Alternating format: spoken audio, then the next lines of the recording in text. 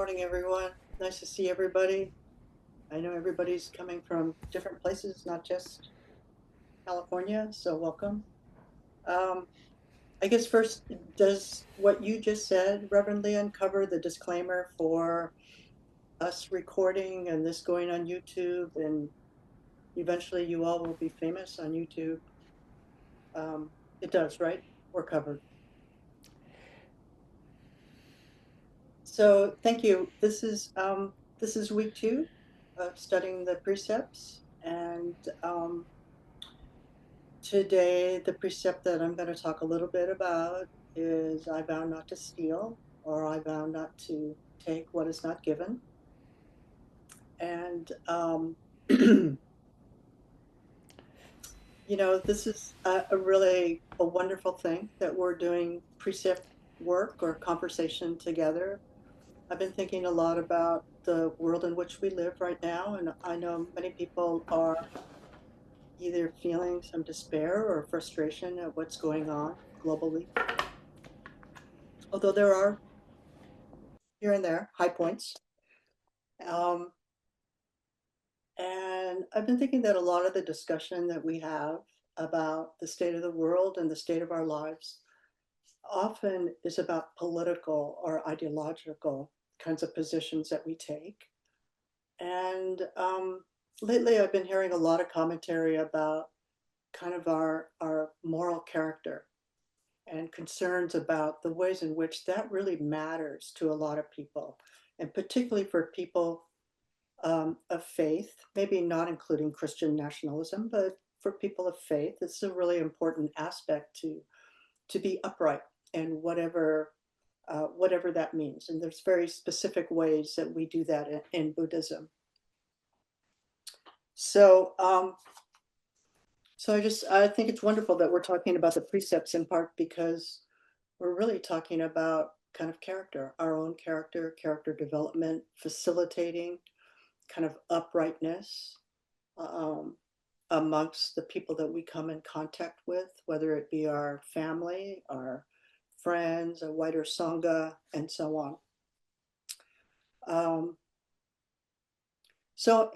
Fundamentally, this business of being upright and following the precepts is about having appropriate relationships with other people and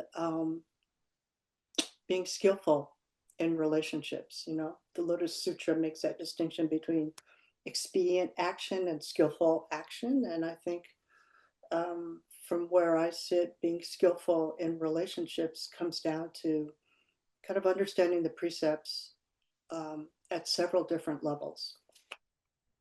So why don't we chant first? Would that be okay, Reverend Leon? Okay, so the traditional way is in the chat, and we invite everyone who wants to unmute, and we chant them together. Do you want to bow at the end of each line or just at the end? What did you do last week? At the end. At the end. And then at the each line at the end. So it's up to you. Or no bell. It's up to you. Did you say bow or bell? Bow. Bell, and then, well, I always bow when I hear a bell, so it went. It was just. Maybe I don't have a bell, so I mean. Yeah, I have a bell. You have a bell? Yeah. So I want to say, let's just chant and bow together at the end. Okay, no bell then? No bell. Okay. My hearing aids don't like bells. It's like, okay. Ready? So everyone can unmute who would like to lead. I vow not to kill. I vow not to take what is not given. I vow not to sexuality. I vow to refrain from false speech. I vow to refrain from intoxicants. Thank you. Zoom is so unfriendly to making us acquire.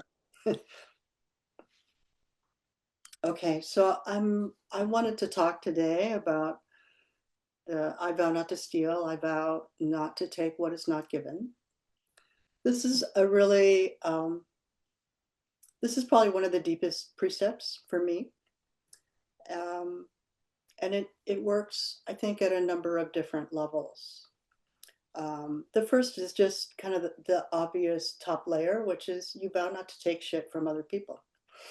Um, and I don't mean, what I mean by that is not to take things that have not already been offered to you. And so, in kind of legal terms, obviously, we don't take other people's stuff. We don't steal from our family members. And maybe when we do precept ceremonies, I think sometimes we kind of stay at that top level. Like I don't steal from anybody. I don't take things. But I think really kind of in modern 21st century life, the vow to not steal works at a much deeper level or at a different level, which is in a more kind of figurative way that it's a kind of training in our character or disposition. I think I've heard Gail Fronsdal call it disposition or character. Um, and, societal norms and values often dictate that, a little bit of greed is okay. Like it's really okay to kind of elbow your way to the front or um, to take something that looks like it's free. I mean, a lot of us are driven by oh, it's free, so I'm going to take one, whether I need it or not. And I think for me in practice, this has been really a kind of practice for me to say, I have enough, or this is enough for me. And I don't need it because it's free. I don't need it because um, it's being uh, like there's a kind of mad rush. There's sort of a crowd mentality to taking things that are available to us for free. And, you know, I mean, it's a very, obviously, we can't just like list all the instances in which someone would not or choose to not take what is not already offered or given to them. But it is a practice of the self, in my view, in relation to the world about um, what is needed, what is necessary, and what is upright in the sense of Buddhist practice. Um, I think because I was an academic for 30 years, I'm going to add a couple of examples of ways in which I think it's easy to take what is not given. And I'm going to talk first about kind of the way in which we occupy space in relation to other people. And I'm not just talking about physical space, but I'm talking about a conversation space. So because I was trained as an academic, I was trained that I knew I was the expert, and other people's job was to listen to what I had to say and to take it as truth. And I think there's a way in which, expertise can often dominate a conversation or a space in which like multiple people or maybe even up to 300 people are sitting and talking or having a conversation. And I think the norms around expertise and the norms around who knows and who doesn't is part of my own practice of um, to not take what is not given, which is to occupy, for example, that space of teacher or expert.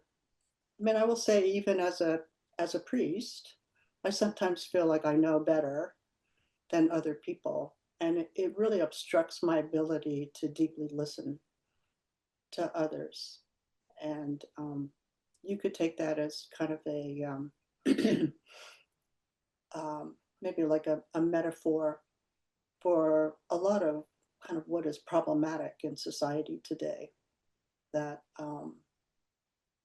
that the cult of expertise means that, you know, kind of occupying a space that's not really, that I think is given to me because I have a degree or I have a title next to my name, but it's really difficult, I think, to step back from that and sit down, be quiet, and just listen.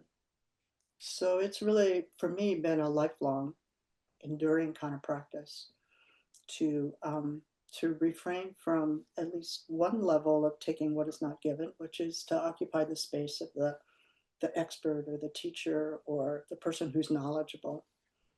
Um, and I think, you know, when this precept, um, when we chanted in various Buddhist lineages, while we tend to think about it and stay at the level of I will not take your robes or your food or your bowls or whatever, I think in kind of the modern day context, we need to think much more creatively about the ways in which we take what is not given.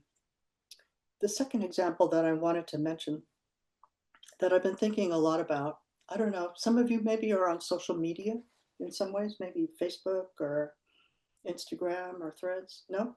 Nobody? Okay. Um, I mean, I myself, as a sociologist, I'm sort of a big advocate of keeping track of social media. And I will confess that my dog sitting behind me has an Instagram account. Um, but I think the whole social media business, whether it be about politics or food or Buddhism or any number of, you know, special interests kind of areas, the information economy is a place where we often, um, it's a practice to take what is not given because, you know, the ego comes up when we're posting or even reading on social media stuff that's happening, whether it be as innocuous as about how you prepare food to look, this is, you know, the firelight or firefall at Yosemite to whatever it is that you're watching, the capitalization of and commercialization, commodification of attention is one of those places where I think as a practice, it's helpful to pay attention to that which is not given, which is, um, for me, um, you know, when I, for example, make posts about my dog, usually I'm disparaging him in some way, in a sarcastic way, because he's been quite a piece of work for me over the years. But I think often for many of us, when we post or we're reading, it's really you know, it's a very ego-based gratification that happens when we're on social media. And you don't get me wrong, I'm actually a big advocate that we should follow social media to know how people are thinking, what they're doing. Politically, often you can read things on social media way before it appears in the New York Times or the Guardian or the Washington Post. Um, so I think it's really important, but it's also really important to pay attention to the ways in which our attention is being occupied and taken. Um, let's see, what else do I want to say? I think someone once said to me that, you know, to be a Buddhist and to be upright or to practice the precepts is to practice when no one is watching. That you do the same whether people are watching or whether no one's watching. And I think,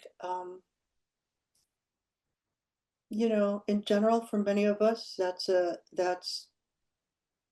can be challenging. And I think part of that has to do with the society in which we live.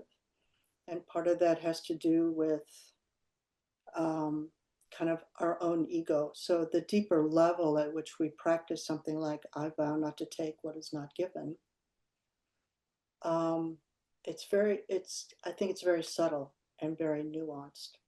I'm not sure if I'm explaining this well enough in terms of kind of how I think about it, but I'm very struck that, when we're in conversation with other people, or when we're in meetings, or whatever context we're in, where we're around friends, family, wider Sangha, um, maybe non-Sangha members as well, we often, or I'll say I often, revert to the person that is wanting to be seen and heard. And part of vowing to take not as what is not given, for me, has been to stand back. And of course, then I get oh, Asians are so quiet. But I think still it's a very deep practice. And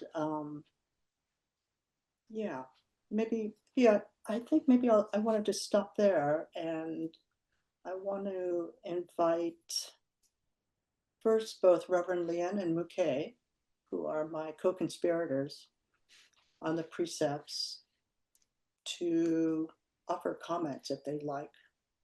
And then maybe we can do some deep listening.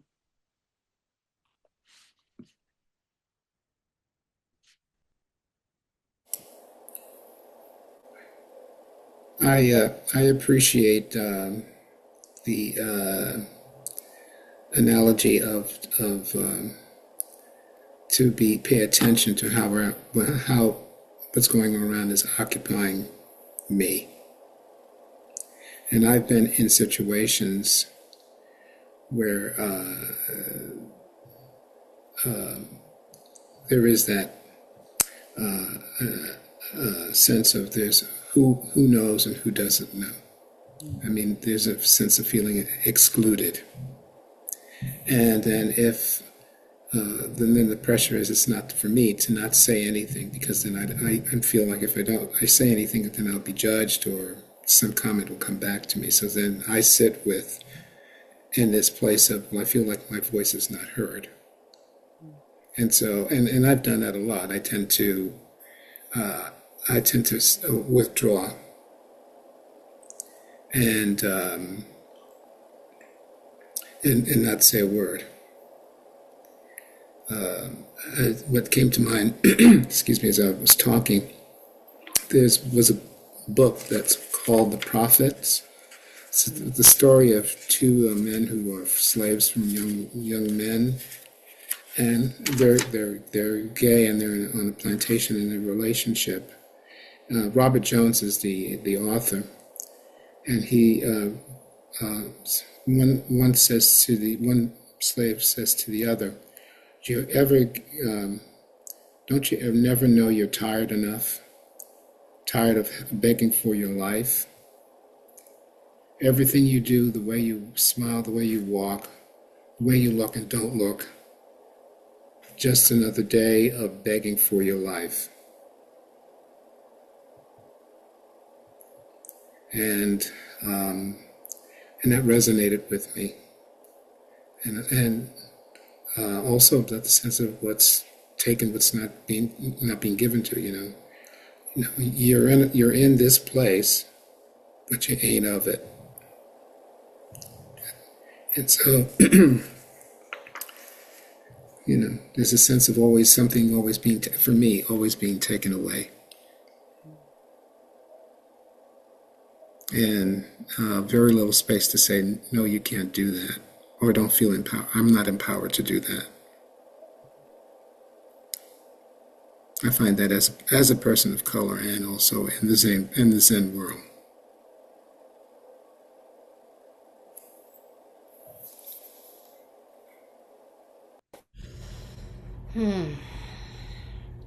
I'd like just a moment of silence after hearing. Thank you. Okay.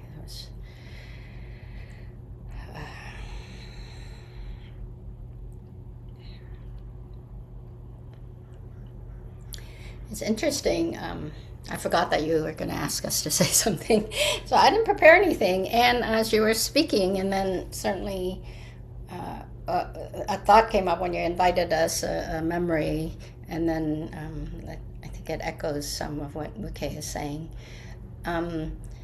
For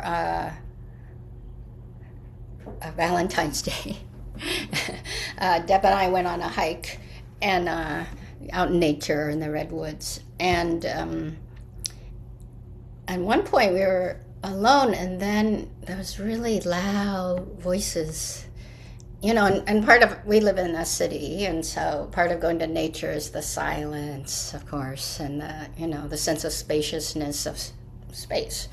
And before we could see them, and we could tell, it was a white couple, and the thing that came up for me was, it just take up so much space. This is the loud voice, and just really the sense of entitlement and privilege of just taking up so much space without. And the thing I said was, I find it really sad because it's unconscious how, in so many spaces. And of course, the other story that's related is that when I first went back to Vietnam, I had hair then. It was before I became, a nun or a priest. And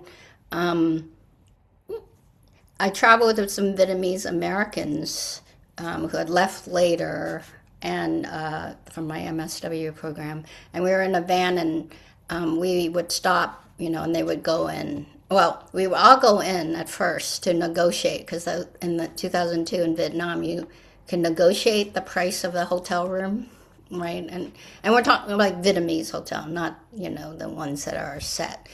And after a couple of times, my Vietnamese American friend says, could you stay in the car?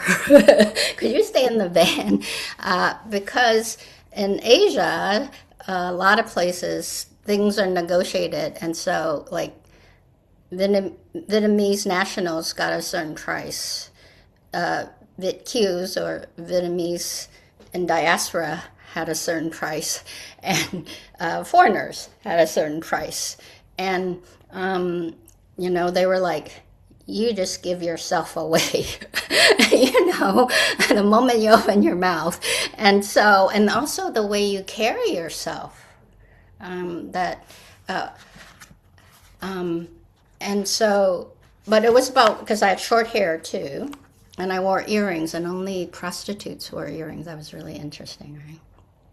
And actually, the space stuff I didn't quite get, like I heard from them, but I didn't quite get until I was reading something at the airport on the way home about this, actually Russian man who had also immigrated to the U.S. And then when he went home, he was told that Americans just take up so much space unconsciously. And I think I have this sense that partly we're ugly Americans in a lot of part of the world. We just take up so much space without being conscious of it. So those are the stories I think about. So there's this real sense of, this stealing that's unconscious, and the sense of entitlement and privilege. And then in terms of the context of the present, I was thinking about this board of peace that's going to happen in Gaza that Trump is doing, how they're going to basically decide who has a right to build in Gaza, like everyone, and the people who live there don't get a seat at the table, and you buy into a seat too. So it's just really, of course, I think it was the English who had the idea of putting the Jews into Palestine after World War II, right? So it's just, again, just this whole, and of course, manifest destiny in the United States, right? Just thinking we have the right to the land and we determine who is there versus the people who are actually live there, and thinking we could just move whole cultures in there and groups of people in it, there won't be any, consequences. So that's what's coming up for me. Did we want to put people in breakout rooms at this point to? Sure, why don't we do that? Would other people like to kind of have a little bit of more private, intimate conversation with each other? Ready to do that? Yeah. Yeah, so last week we did share. Mm-hmm. Um, so I think it's useful. And I'll just be clear our multicultural agreement, which you all agree to, when you registered, those who registered, um, is we invite BIPOCs and others in down power positions to move forward first. Who would be willing to go first? Yeah, I'll go. Only because let's say that I should, well, everyone knew I'm in the room with Satya, so it's not like I like to pause and not say necessarily to protect people's privacy, and we all know, and of course Satya and I know each other from the Gen X group, teachers group, and we were sharing, and then I was like, there was a pause, and I said,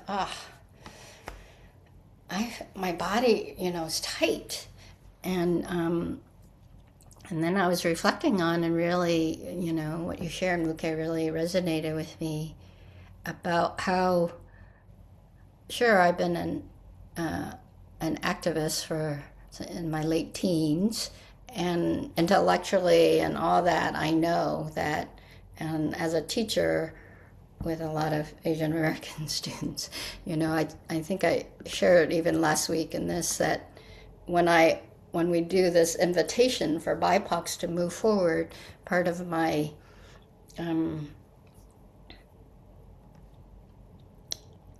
what I also am trying to hold, because and then some cultural stuff, and so it's not necessarily just about, so part of the dominant way of communication is to move forward, and that's seen as a good thing, like being assertive, taking up space, and that's just all validated, and culturally in other ways is inviting Asian Americans to move forward is really difficult, and so sometimes I go, especially these pauses, which I'm learning to be comfortable with, and encouraging those who are traditionally in down power position to move forward as part of the what I'm trying to support.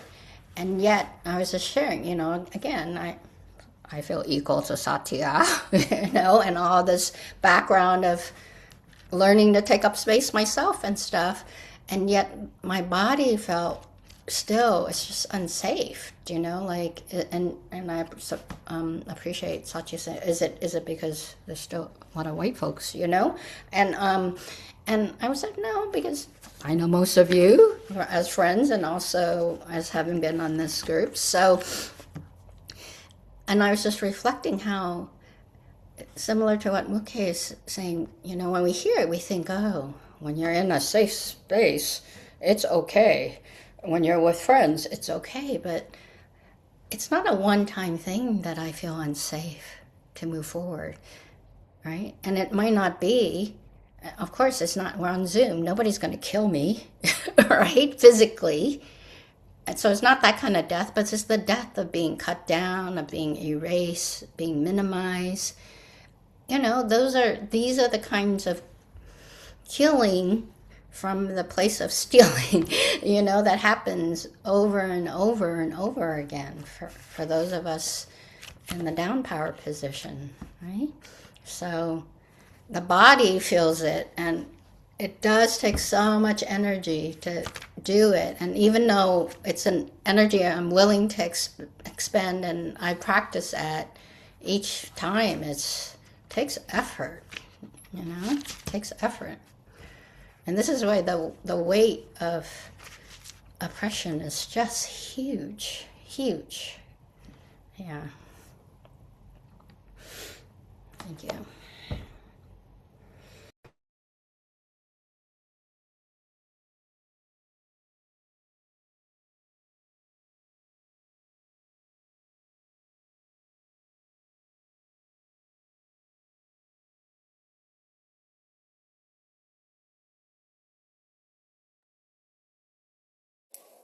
Somebody else like to go?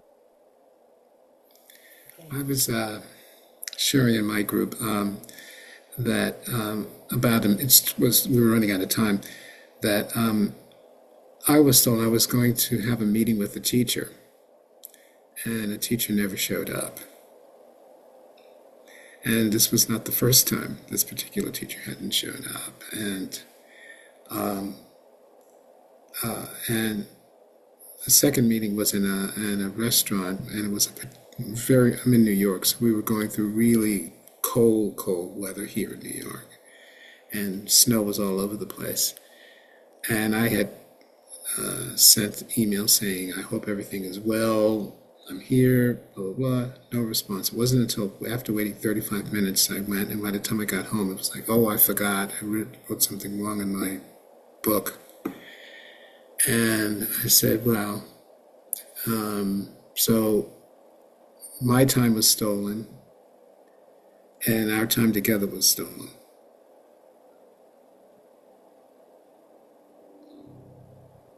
I mean, once is once, but when it's twice with the same person, you begin to wonder, well, what's this all about? So it creates, right now, a sense of, for me, a sense of mistrust. Because am I being, jerked around or what? And I would agree with Rev Lien, the body never forgets. I walk into certain situations, and I'm not there. I'm not in situations long enough because I tell everyone I'm doing the Irishman's goodbye. Well, okay, 15 minutes. I gotta go. See you later, because it doesn't feel welcoming and safe to me. And so I have to ease myself out because I have no idea what I'm stepping into, and it's exhausting.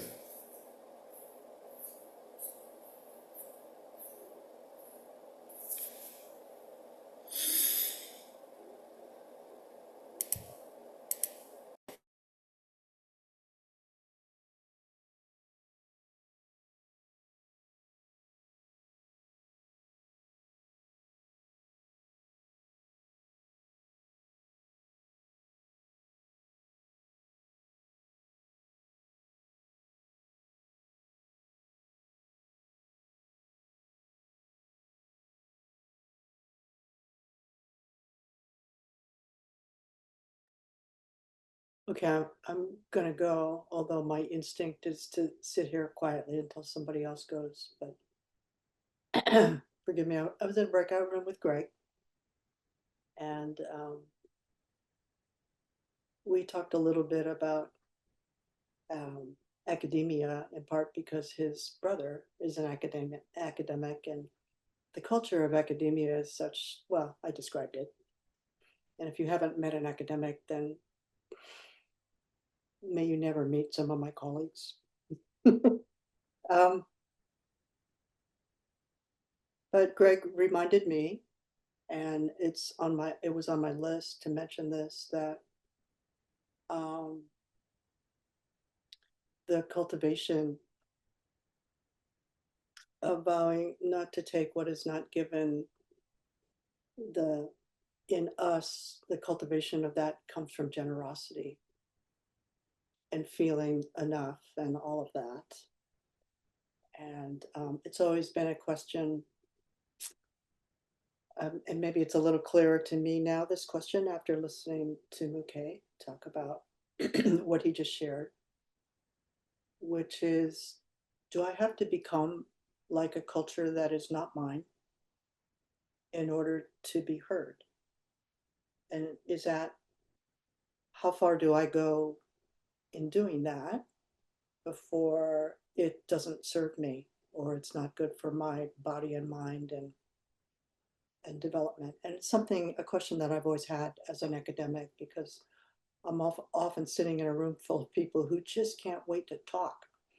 And then they have to agree with the previous person who talked, and it goes like that. And I'm thinking, I could be with my dog. But I think just in terms of my own internal process, it's been a kind of like, okay, can I cultivate a certain level of generosity? Generosity, no, just we'll just call it that. To be okay with the transgressions and the microaggressions and all of that. And I don't know, it's an open question for me, but I think it's important that Greg reminded me of this because I hadn't said it yet and I was planning to.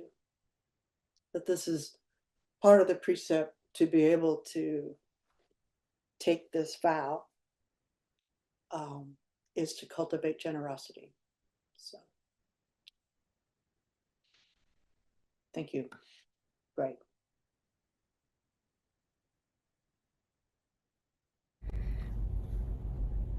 All right. So, as a promoter of this series, I'm going to move in and remind us that even though this is going to be on YouTube, and for anyone who shared here publicly, you have 24 hours to, if you want to,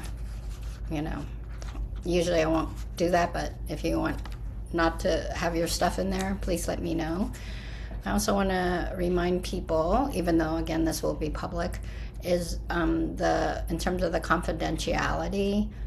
I think it's one thing to share this and be in the space, and as I explored in my dyad, that having people of color move forward and say their truths, which is part of this precept, in my opinion, all right, is how do we promote space for different, ways for people to take up space, and to establish the right to space.